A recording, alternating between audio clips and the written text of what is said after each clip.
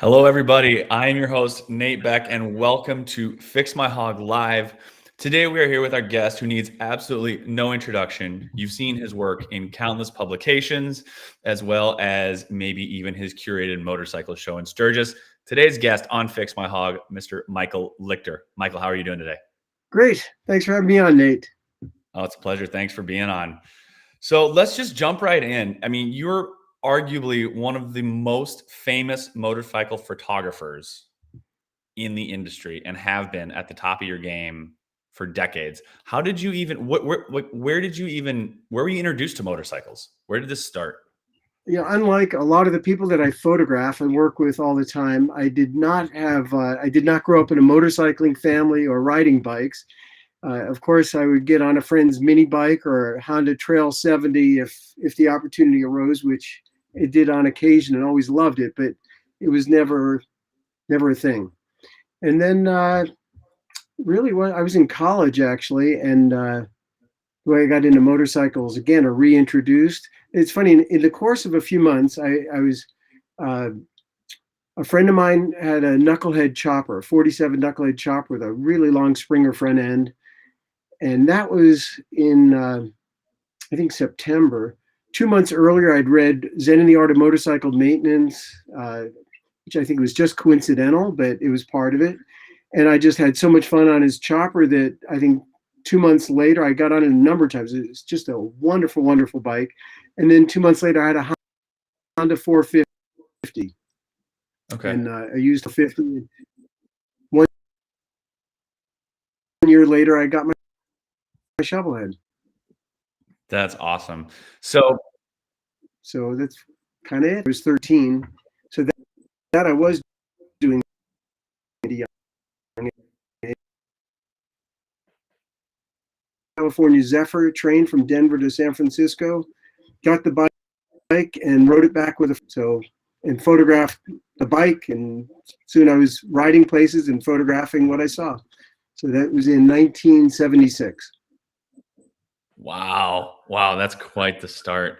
So when you were getting into bikes and photographs and everything, was it a natural progression, or were you like where was the point where you were like, I'm gonna photograph bikes? Well, first I have to say I always attracted to culture and lifestyle and subculture, I should say. So I was photographing rodeo cowboys and a bit on the circuit doing that. At the time, I was exhibiting my work. And then I started, once I had the Harley, I started going to swap meets and to smaller bike events. And eventually in 79, I tried to get to Sturgis in 78, but my bike wasn't ready. We were rebuilding it.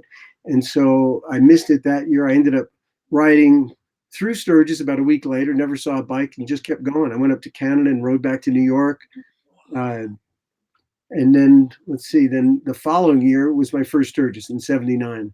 So really, it was just a progression. And then a friend of mine was a journalist, and even though I was exhibiting my work, he said, "Hey, can I use some of your photos?" And he started writing some things, and I got it in print, and I sent some pictures. I met some people from Easyriders. He said, "Hey, can you send some stuff in?" Sent some things in. They printed it, and literally one thing led to the next. So that's how it happened. Very, very spontaneous. There was no business plan. No real thought of where this would go or what the possibilities were.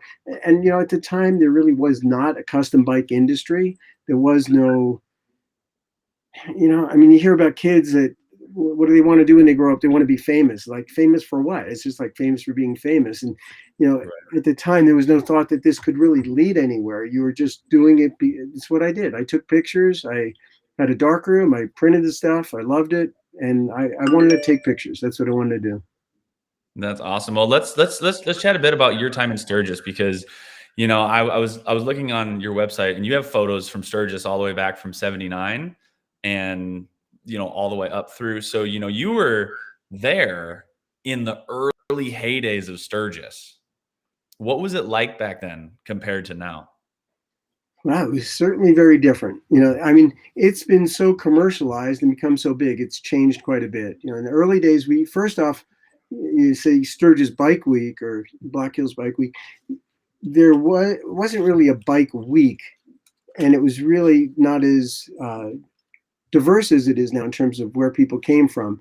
It was mostly people from the surrounding states, Nebraska, Wyoming, Colorado. We would go up on a Friday and get there in time for the party Friday night in City Park and stay for Saturday, go riding, go to the Belfouche Drags maybe, and Saturday night party in City Park again, maybe a bit downtown, and Sunday you'd ride home. So I mean that's kind of what it was. And eventually I started going up on Thursday, then Wednesday, then Tuesday, and people started coming from further and further away.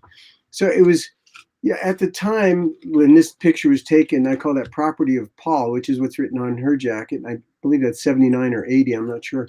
But you know, it was just much smaller and simpler. You didn't have, I remember somebody, seeing somebody and they had a t-shirt on and said, to hell with the races, I came to party. And, you know, Sturgis, 1979. I said, where'd you get that t-shirt? And they said, oh, down in the fireside, there's a chick in the back booth there. If she's not there, just wait a bit. She's probably just getting a drink or stepped out for a minute. I go back and it's exactly what happened. And she comes in and I say, oh, here, you got some t-shirts? Yeah, she had a bag with her and said, what size do you want? And bought a t-shirt. It was the only non-official t-shirt I saw. There was a rally t-shirt you could buy in the headquarters down at the corner of Main and Junction. But and that was it. There weren't all the vendors on the street, and not every place was rented out. And you still had Ben Franklin's there, and the little cafe there that you see on the right. It was pretty simple. Sturgis Drug was still operating as Sturgis Drug. Wow, that's crazy. So then how did you see the rally? Because obviously you're looking at it through a camera lens, documenting lifestyle, culture, but also a bit of history too. How did you like what was the progression of growth through Sturgis through the years?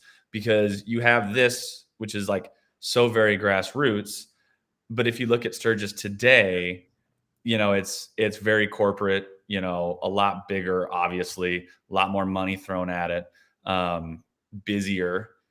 You know, what was it like being able to view the growth of it through the years? Well, in those early days, you wouldn't even think about corporate sponsors. That didn't exist. The concept wasn't there. What would they be sponsoring? There wasn't even an official rally organization. Sturgis didn't have a rally department part of the city, right? And the name wasn't trademarked. I mean, that wasn't, you know, Harley didn't even enforce their trademark. I used to do a catalog back in 1980 and 81 for two-wheelers out of Denver for Arlen Fatland, who eventually had a shop on Main Street, which has been there now for over 30 years. But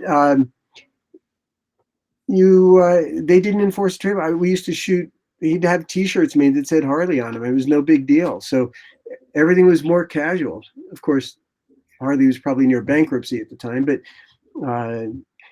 people had to make their own fun. You didn't go to a place and expect somebody to hand you something on a platter saying, here's your fun ticket for the weekend. Right. You went to a place and you participated. You were part of making it fun. Right. You know, somebody would say we'd be in City Park and somebody say, you know, let's go drag out on the highway, out on 79. So bingo, everybody jump on their bike.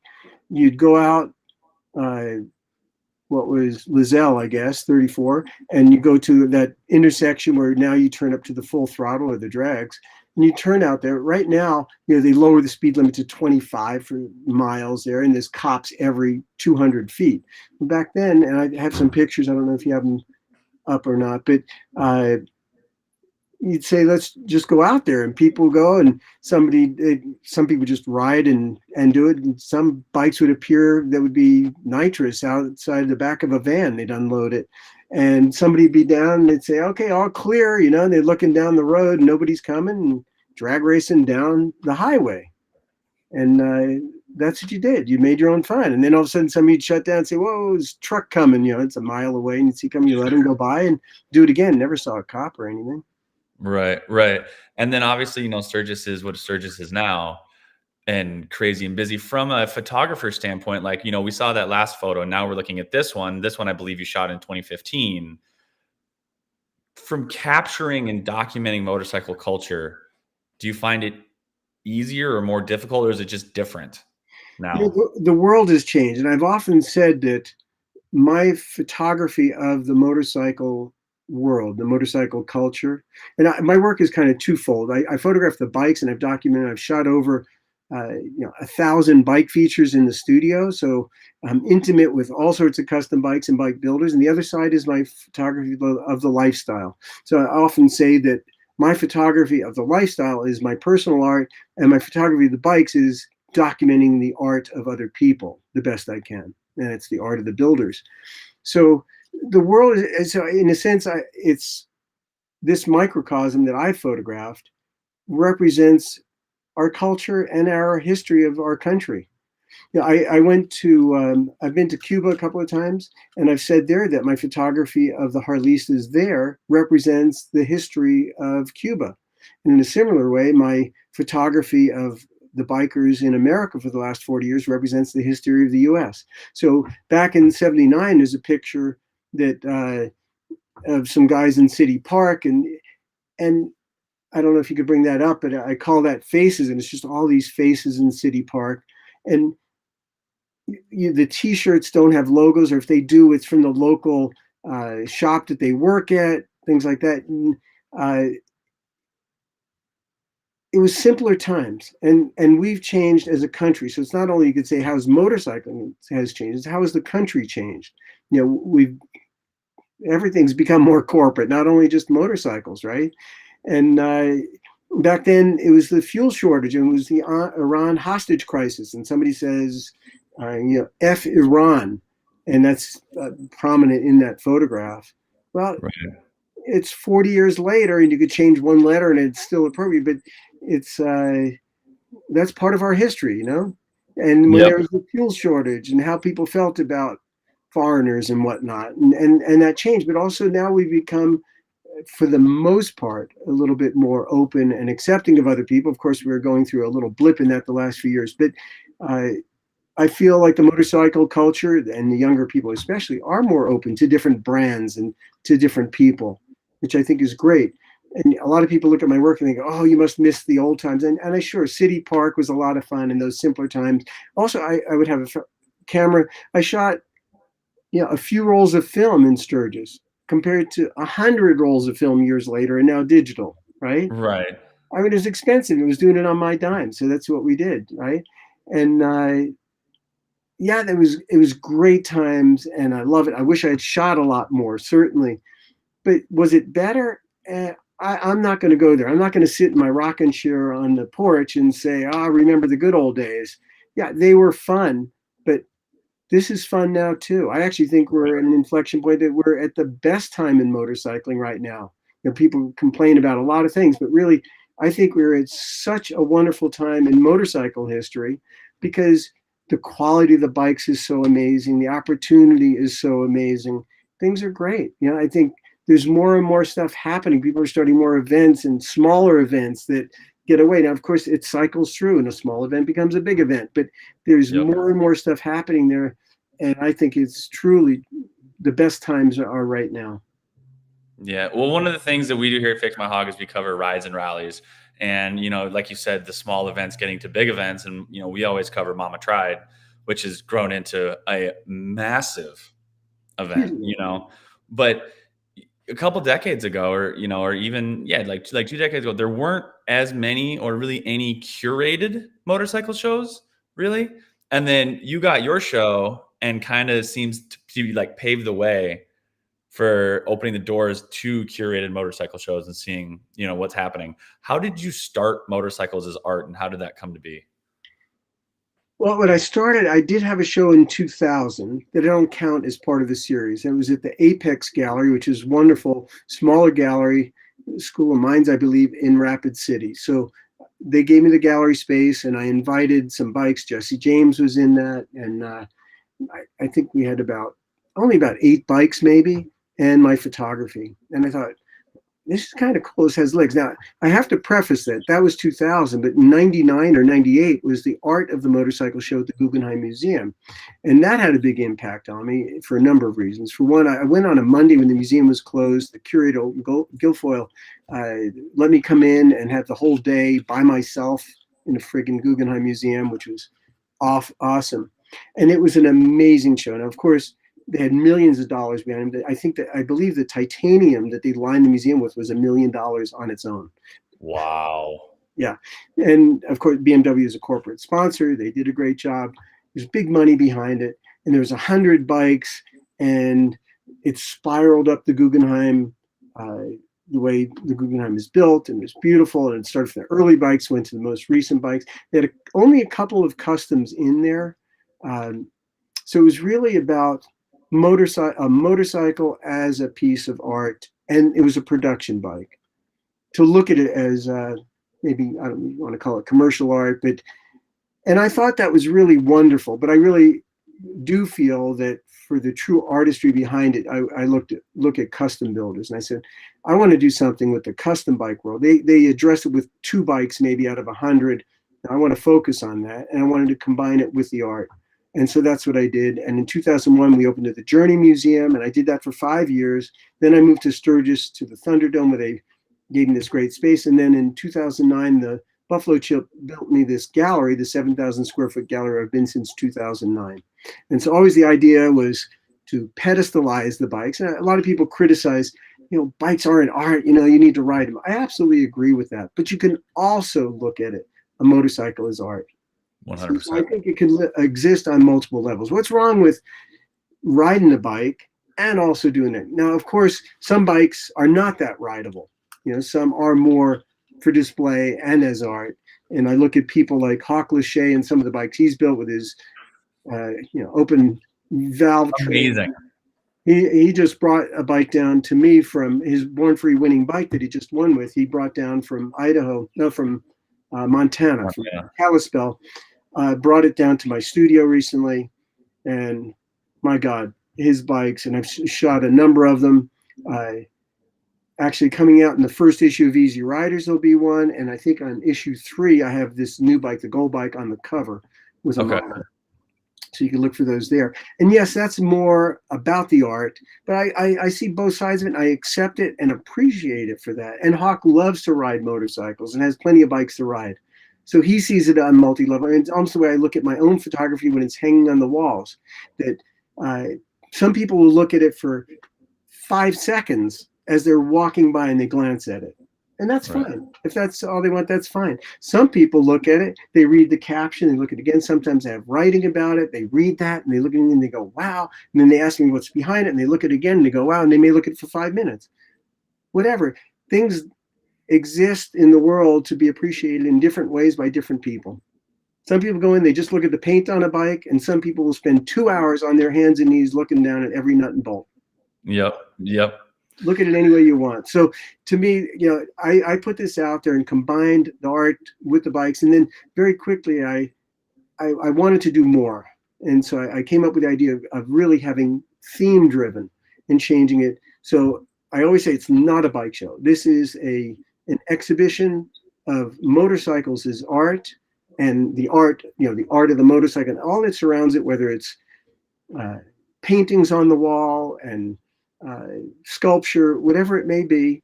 And the bikes I put on pedestals. We have 85 can theater lights to light the bikes. So I really want to make this different. It's not a ride-in bike show, right? Right on. That's what's behind it. Probably more detail than you needed.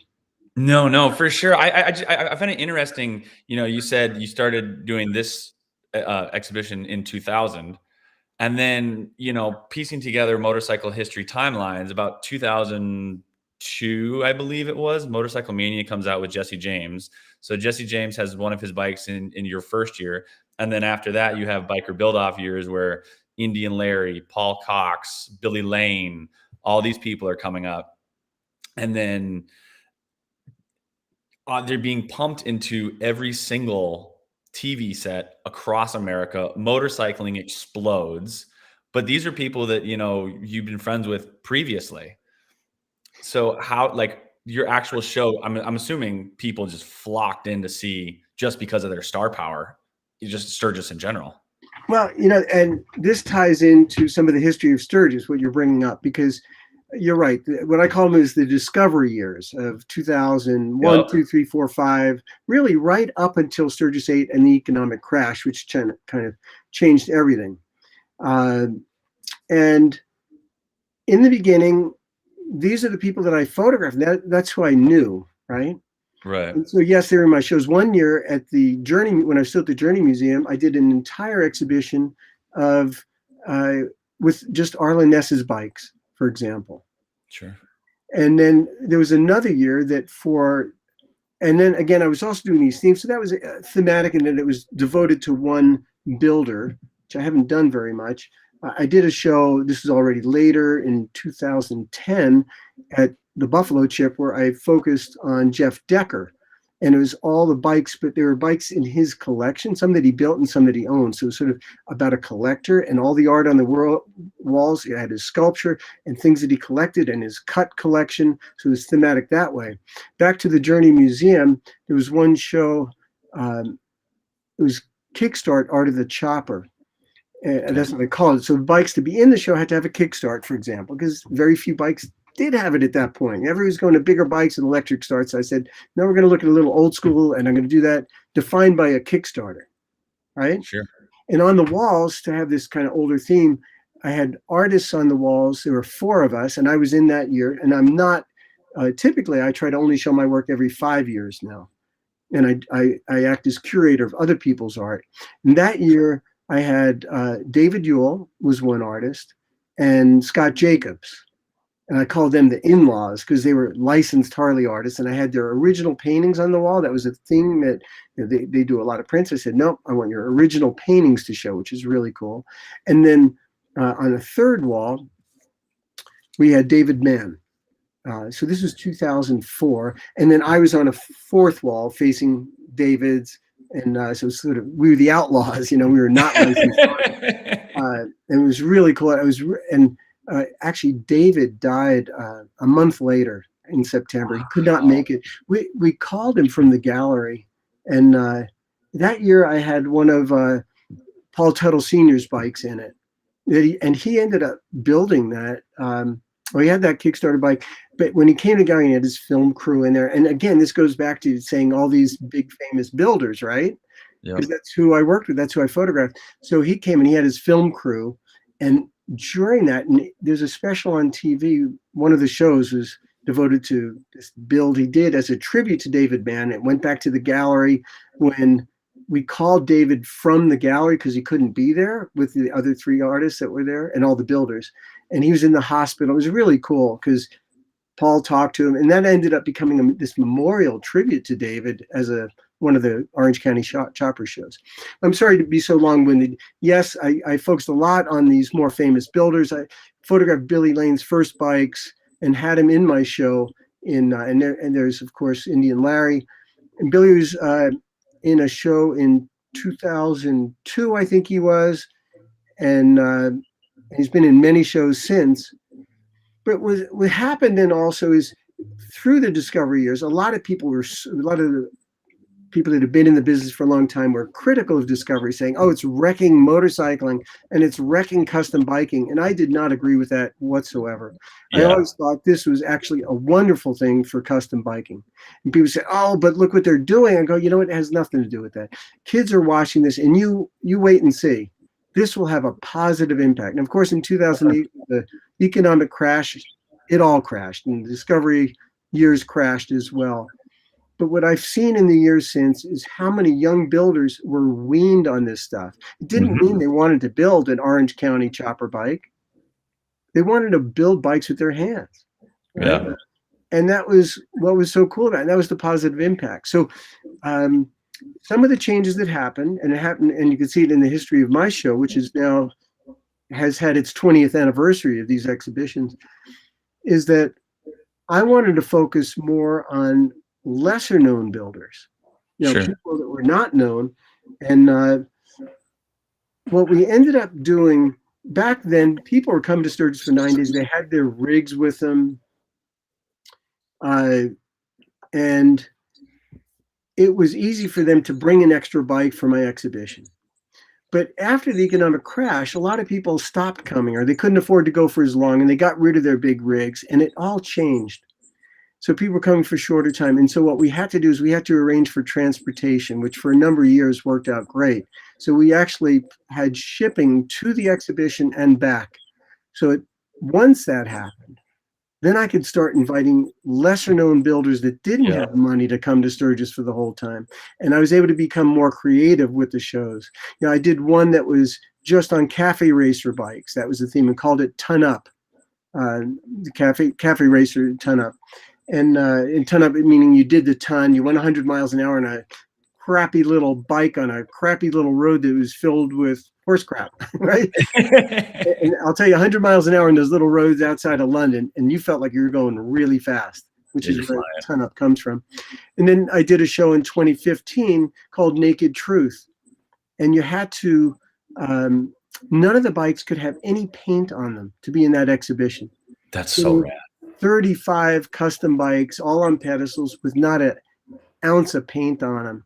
Yep. And you walked in, it was this sea of raw metal. It was so friggin' cool. It was really cool. That There's is so cool. another show I did was mentors and mentees. It was pairs of builders. And for example, Paul Yaffe wanted to be with Arlen Ness because he said he was such an impact on his life. So they were paired together. Or I had, let's say, from Matt Olson and his dad. They had two bikes that were paired together. There was a husband and wife team. There's all these pairs of builders, which is really cool. So again, going for these themes. Well, one year you couldn't make a living from your craft. You couldn't be professional. And it was my move to try to get lesser known people. Yep. Although I had in that one, I had. Well, you had Xavier Muriel from Buckcherry in that one, I believe, and Gilby Before he Clark was from making a living in it. Correct. Yeah. So Yep. he was in there. But I even had Willie G. Davidson was in there. But he was Okay. in there with his watercolor paintings. Oh, cool. You see? And I Yep. had the head of design from Harley Davidson in with a custom bike because he made his living designing production bikes on a computer. Right. But then there were also all these people that were engineers or just guys that had, they had a fence company like Nick Pensabene or all these other guys that didn't, you see. There was another show that was really about millennials. And so you had to be, at the time, to be a millennial when I did that, you had to be under 35 years old. So they were really lesser known people. Not everybody. Right. I mean, I think Zach Ness was in that, So there were some people that were known, but most of them were not. And to me, I've really pushed that, trying to push and encourage younger, newer builders with new ideas, and I love that. So I love mixing that up. Yep. Yeah. Well, it's something that we talk a lot here on Fix My Hog about because we're all about inspiring people to wrench on their own motorcycles, and whether that's going on to Fix My Hog and learning how to change your oil, or going on to Fix My Hog and learning how to redo a clutch plate, or jugs or pistons, or however deep you want to get. We have videos for that. And it seems like, and I ask every guest this, when you're looking at where the industry is headed, it seems like used bike sales and people wrenching on their own bikes, starting to build their own bikes. It seems like people are going more that route, as opposed to back in the day where you got on a 7-month waiting list and then just rode a stock Harley. And I think it's awesome that you're so into curating and pushing new builders and new ideas and fostering that a little bit. Have you seen like the pool of what you can pick from just grow over the more, I mean, I'm saying like real recent, like last 5 years? Well, I haven't announced it. I haven't finalized. My thought is that I'm going to have for next year's show people that have never been in my exhibition, which really means lesser known, because I've had over 200 builders in my exhibitions over the years. So I actually haven't counted really, but 20 years, long time. But that's what I'm looking at probably. And yes, it's a big pool and there's a lot of talent out there. And so that's wonderful. And it's interesting because a lot of this is also tied. You got to look at the bigger culture and our history and what the country's going through. And we had that economic crash that forced people to look in other areas for used bikes. For one thing, people were dumping bikes. They're big dogs and Texas choppers and all these that, people spent crazy amounts of money and they lost interest or they couldn't afford them anymore, and things were repossessed and new bikes were repossessed. All of a sudden, there are lots of used bikes out there, and all these kids that were weaned on the chopper shows wanted to build their own bikes. So it's so great that more and more of that is happening, but it does cycle through because I see right now a lot of people buying new bikes again, like Sure. Danger Dan, who has a podcast. Yep. Wonderful He's got podcast. that Pan America. And he went out and bought his first new bike, and it's a Pan American. So here's a chopper guy that's only bought used stuff and built his own stuff. Went out and bought a brand new Pan American, right? Yeah. And I see more openness to other brands, which I think is great, that we're not as tied to Harley Davidson. I mean, I certainly love Harleys, and I've owned them for a long time, and I still have my 71 Harley that I have. That Billy Lane redid it for me, but I still have my first bike, and so I'll never forget that. But I happen to have a BMW parked in the garage right now. I mean, it's probably shocking to anybody that knows me, but my Road King, which is my work truck, blew a head gasket in Sturgis, and I finally said, that's it. I had spent a few $1,000 working on it the months before Sturgis. My son, who I work with for the last 3.5 years full time, he's begging me to get rid of it and get something new, which I like keeping my old stuff. But finally, I agreed. Somebody got it off me. I shouldn't say got it off me. It was very fair and generous and a good deal. I gave it to him for the money that I put into it for the last. I put in $3,000. He gave me $3,000 for my Road King. Took it out of Sturgis. BMW was kind enough that they said, "Hey man, we got a bike for you," and they gave me that R18, the 1800cc bike.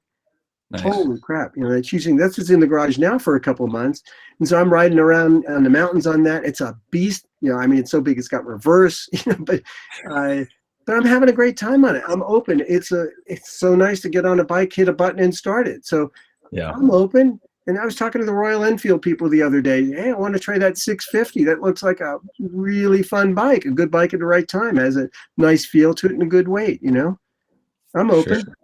Nice. Why So not? let's shift gears here a little bit to back into photography. Most of your photos, or I won't say most, a lot of your photos have bikes in motion, not only stationary, how it likes, but in motion. What is your process for shooting while it's going down the road? Well, there's basically two choices in photographing a bike. You want to stand on the side of the road and watch it go by, or you want to be riding with it. So I choose to be riding with it. Now, in that upper left shot of Billy Lane, in that one, I was on my Road King. And that was in 2002, I believe. And it was April 1st. And we were on our way to I forget what you call it, but kind of a rockabilly show in Vegas, which is really cool. He was going to be coming through Albuquerque. And I remember, so it was the last day of March. I say, "I'll meet you." I was kind of late getting out. I go down. I hit terrible snow, and I get down near Raton Pass. And then they said, "You're not going to make it. The pass is closing." So I ended up getting a hotel room. I called. I said, "Billy, I'm going to be a little late in the morning." But I got up. The sun was out, and oh my God, the snow had melted on the road. It was still wet, and there's snow on the side, and blue sky was gorgeous. And I meet him in Albuquerque. So I'm on my bike. We ride to Vegas together. So I'm riding next to him there, just shooting him as we're riding. The shot, actually, the bottom shot was the same thing. I'm around Sturgis on my bike, and I just taking pictures as I'm riding. The upper right was the El Diablo run in 2007. And for that one, I'm on the back of a bike. And what I do is I sit backwards on the back of a bike and try to match the speed of the riders I'm with. And there's two chopper guys that really reminds me of the film Easyriders there. And I'm riding alongside and again, just taking pictures. For that one, I don't think I had a gyroscope. Most of the time I'm using a gyroscope as well. I've got over 25,000 miles sitting backwards behind riders taking pictures, 5 times coast to coast, Atlantic to Pacific Ocean. Never turned around once, not even going to dinner, just backwards the whole time. Wow. So to me, you know, I did shoot a lot from my own saddle. More and more now, I find I can get better photos when I let somebody else pilot. I'll ride myself when I'm here in Colorado or borrow a bike somewhere. But if I'm really focused on shooting, that's my focus. I'll sit behind somebody. I have a great time. I don't mind sitting behind. Right. So when you started to become Michael Lichter, the motorcycle photographer, what did you do did you just shoot what felt right, or was there an active thing that you were like, this is how I'm going to approach it? And what was that approach? I hate to disappoint you, but I don't think too hard. I mean, I do plan. You don't just go out and happen to have a gyroscope on you. That's planning. It's a few $1,000s. It's got to be charged. It's heavy and all the rest. And I got Yep. a rig for it, so it's not that haphazard. But there's so much serendipity in what I do, right? So did it just happen? I put one foot in front of the other over and over and over again, and you get where you're going. I never planned it. Uh, people say, "Oh, you're famous," and it's like, what? In this weird, small little world, yeah, maybe some people know me, but Right. I just do what I do. I don't flaunt who I am. I go out and I just start taking pictures. People ask who I am. I tell them who I am. I don't wear stuff that. Actually, I do have this shirt that has my heavy metal shirt from last year. Every year we do shirts. So a lot of times I'm wearing Yep. these exhibition shirts, but anybody could be wearing it. It's not like I say I am Michael Lichter, or, wearing a pin or something like that. Right. Don't say I'm out for Easyriders. I just do what I do, and I prefer it that way. One thing that has gotten harder is that, in the 70s, I go out taking pictures, and I'd have my Nikon, which I've been using Nikons now for 53 years. But some people would have a 35 millimeter camera, and that was cool. People thought, no, it was no big deal. People didn't question you or get upset about it. And you could just do what you did. And I was able to nimbly move through the scene. Whereas now everybody has a camera and everybody is posing for a camera. So in a lot of ways, it's harder to take real pictures now, Right. where people aren't conscious of it. I have my ways that I feel I can do it, but it's a little tougher, Yeah. that's To, one to, thing. to get the authenticity. Yeah. So I think I got off track from your question. You may have to No, you're reel me fine, in man. once in a while. Yeah, yeah, no, absolutely. So I know I noticed on your website you shoot, not only obviously a ton in the States, but also Denmark, England, Japan, motorcycling scenes international. Well, What my do you motto see is differences? my motto is just say yes. So Just say yes. yeah, if somebody says, "Hey, would you consider coming?" and I'm going like, "Yes, where?" Pirelli tires called me from Italy, and they go, it was Metzler, actually, their Metzler brand. I get a phone call with a heavy Italian accent, answer the phone.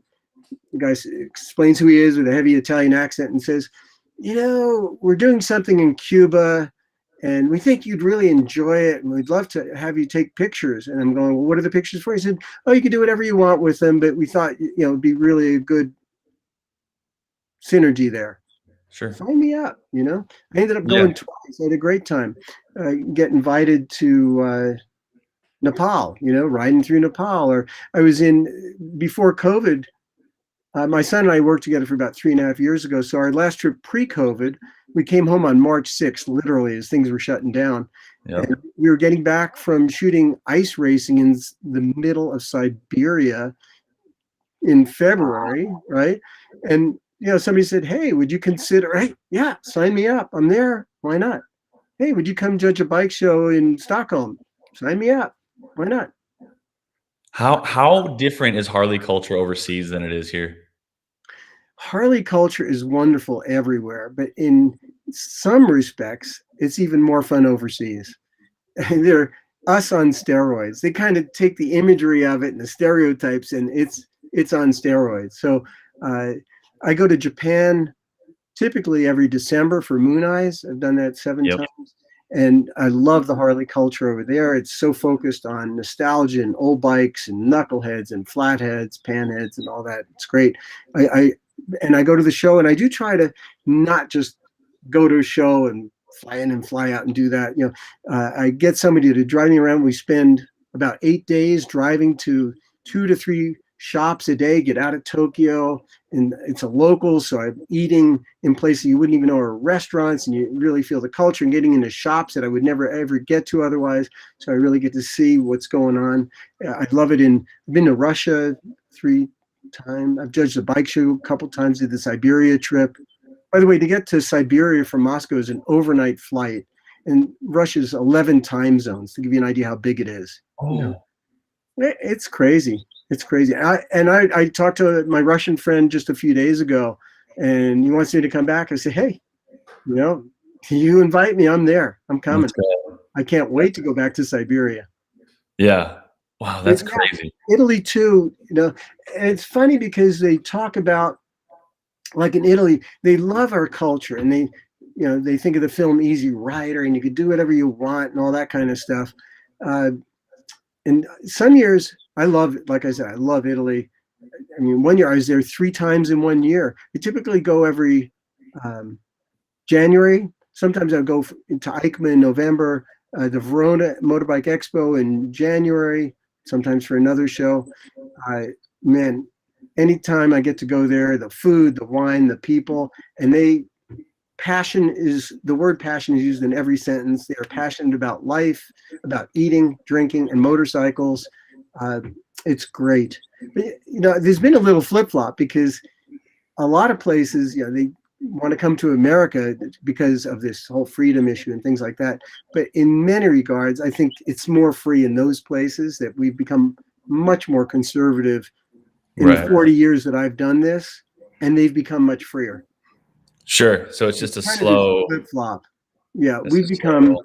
extremely, you know, the way culturally, socially, in all regards, we've become a much more conservative place over the last 40 years than where we were.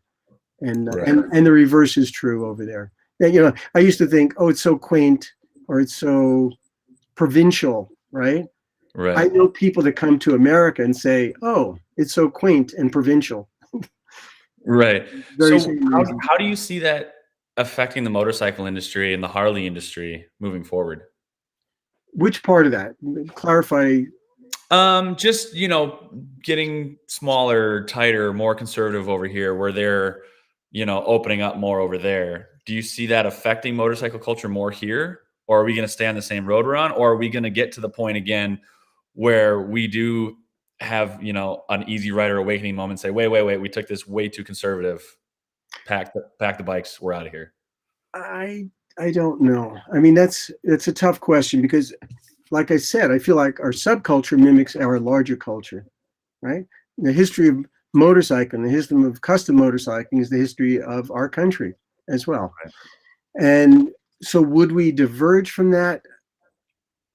I don't know. You're talking about a major paradigm shift, whether it's in the overall culture or not. And I don't see that happening anytime soon because we're Right. really on this path of conservatism. And it's kind of funny. I just come from a different mindset where, to me, with motorcycles, yeah, I'm from that time when you'd pull up along somebody and the doors get locked, right? When you stop at a red light, right? Yep.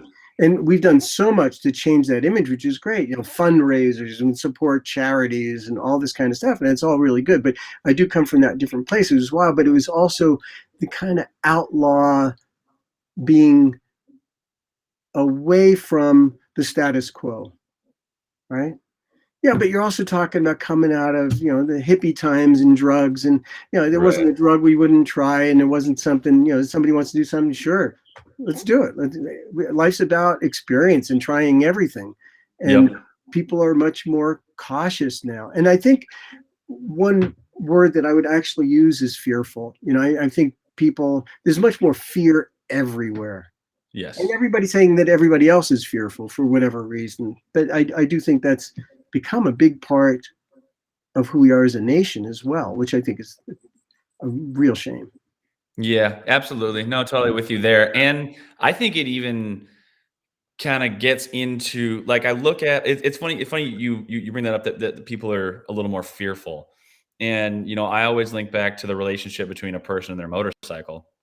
And I was talking with Matt Woxler at Wheels Through Time a couple months ago. We were interviewing him, and we were talking about how did he get into wrenching on bikes and learning about how to work on all these old bikes and maybe there's not this manual or that.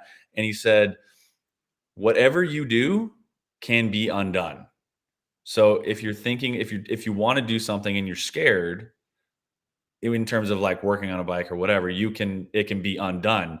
But then you look at motorcycles where, if you get an old, like your old Shovelhead, you can grab a Shovelhead manual, like 4 wrenches, and you can, you know, very closely disassemble and reassemble the whole thing. And then motorcycles today, you need to plug it into a computer sometimes to diagnose what's happening.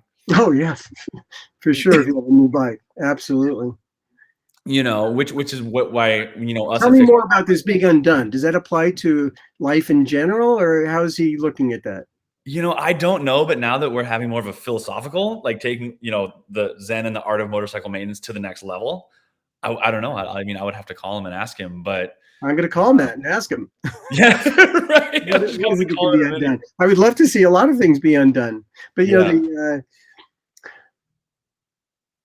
I think things are more planned now. It's like I said before. You go to Sturgis now. Before it was you made your own fun. Let's go to City Park, and somebody'd say, "Hey, you know, mud wrestling in the stream over there. Come on over, 5 o'clock, right? Game on. Right, Yep. and game on, exactly." Or all sorts of wild things would happen. It was just game on. Let's go drag race out on the street. Game on. Yep. Now, of course, you know, things happened. I had, you know, a couple cop cars chasing me all the way to City Park and finally grabbing me off the bike. I was trying to get in the entrance. You know, I mean, stuff happened and you dealt with it, right? Right. And sometimes bad things happen, but you know, I mean, I don't know how many wrecks I've been in, but you know, stuff happens, and you, you know, if you want to live a full life, you know, that's why I say just say yes, right? Why not try it? And that could, and it doesn't have to be something risky in the sense of life, which of course with motorcycling it often is, because it's life and death in many ways, right? Yeah. I had an assistant that I was invited to do an exhibition in Milan, and so I sell my work at exhibitions, and like I said, I typically don't show my work every year. It's like every 5 years, but and there's exceptions to that. But and then I'm invited to do shows elsewhere. I had a show in Geneva. I have work on display at the Ace Cafe in Florida right now. But so I have these limited edition prints that I show. And this was back in 2004, I think. I was invited to do a big exhibition in Milan. It was a collector of mine that arranged it. And my assistant at the time, I started with motorcycles, but I became a commercial photographer for decades, where I was doing annual reports and advertising, and during the week I'm doing that, and on weekends I'm off with the motorcycles, right? And I became very busy, and I was successful enough that my life was built around it.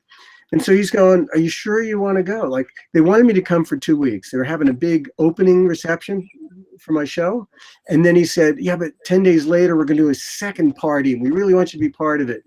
And my assistant's going, "You know, that's a long time to be out of the studio, and you know, how many prints are you going to sell, and is it worth it? And you know, you're going to be missing our studio work, our commercial work." I'm saying, well, I could stay here and work real hard and do the commercial shooting, put some money in the bank, and then maybe when I'm older and retire, I'll have enough money that I can go to Italy, rent a bike, and have an experience then, if I'm still alive, right? Right.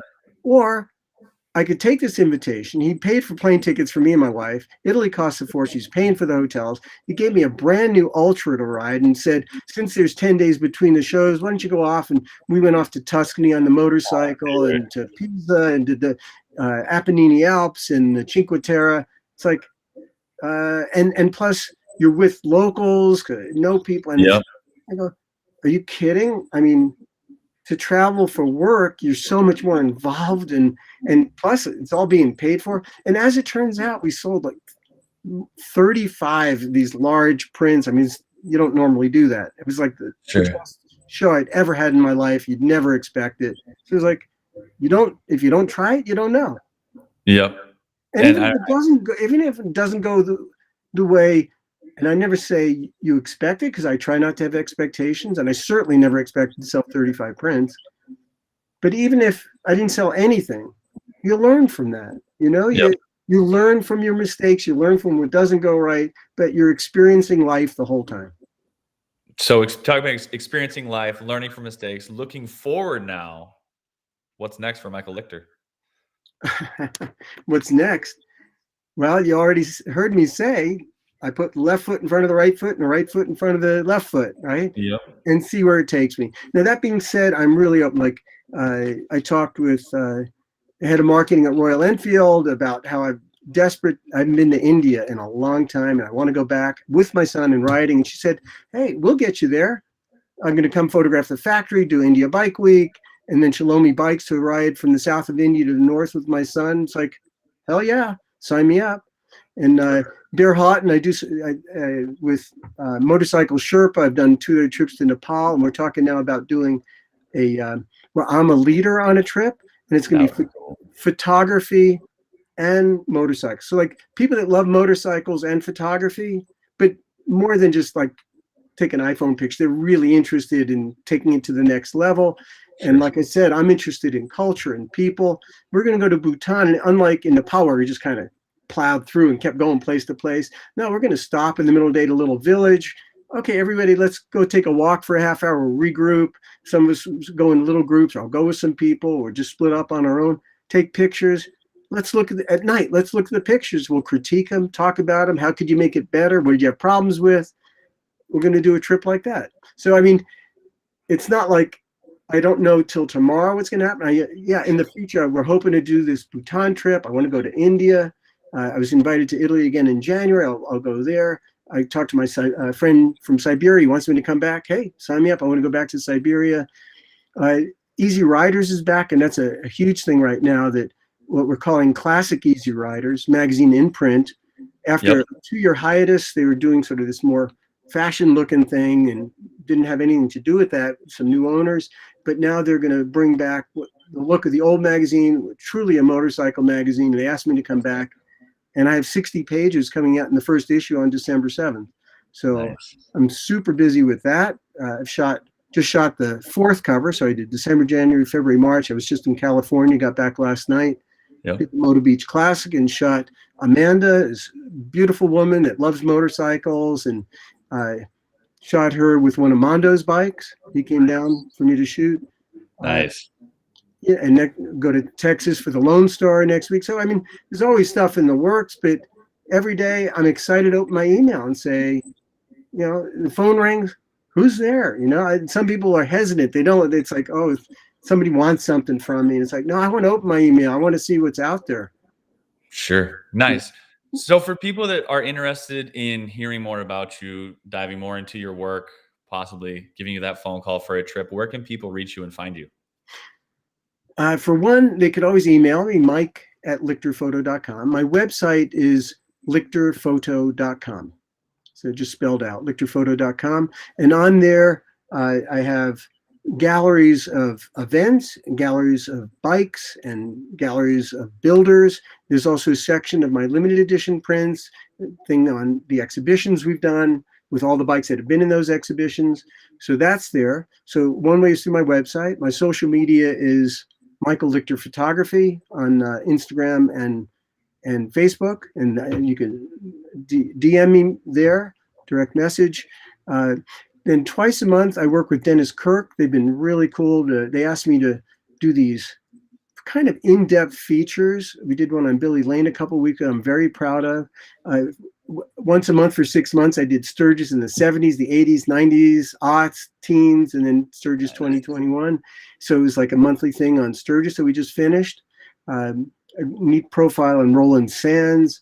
So they're more in depth. They're like 2,000 words, bigger than you usually have in a magazine, with more pictures and more words. That's on their blog in a section called Lichter Notes. And that's been going very well. I really enjoy that, although I'm a very slow writer, but was up till 4 a.m. doing that last night, and 6 a.m. the night before, trying to finish a profile on Kevin Bass on Teach that's coming out. It should be online tomorrow or the next day. Nice. So lots of different ways of reaching me, get in contact with me. You want to invite me somewhere around the world, let me know. Sign me up. Always say yes. Always say yes. Yeah, I mean, I can't say always say yes. Unfortunately, a lot of times you're invited somewhere and you're already booked, and or you know, other things come up and you can't do it. But I love traveling, love seeing life and meeting people, and taking lots of pictures. Awesome. Well, Michael, thank you so much for sitting and chatting with us today. It was an honor, and I love your work. I'm a big fan myself, and I can't wait to see what you do next. Thanks very much. Do look for the Easyriders. So that's going to be really cool to have another. I mean, we have Cycle Source, and I work with them, and they're doing a great job. But we've diminished the number of titles out there, and it's so great that another title's going to be on the newsstand because I think that helps everybody. Absolutely. It's just good for everybody. Yep. Everybody wins. Well, again, thank you so much for being on here. And we can't wait to see what's going on. Everyone, go check out Michael Lichter's stuff. Go look at the new Easyrider. Go check out Lichter Notes. And until next time, my name's Nate Beck, and you're watching Fix My Hog. Thank you guys so much. Thanks for having me, Nate. Thank you. Thank you, Michael.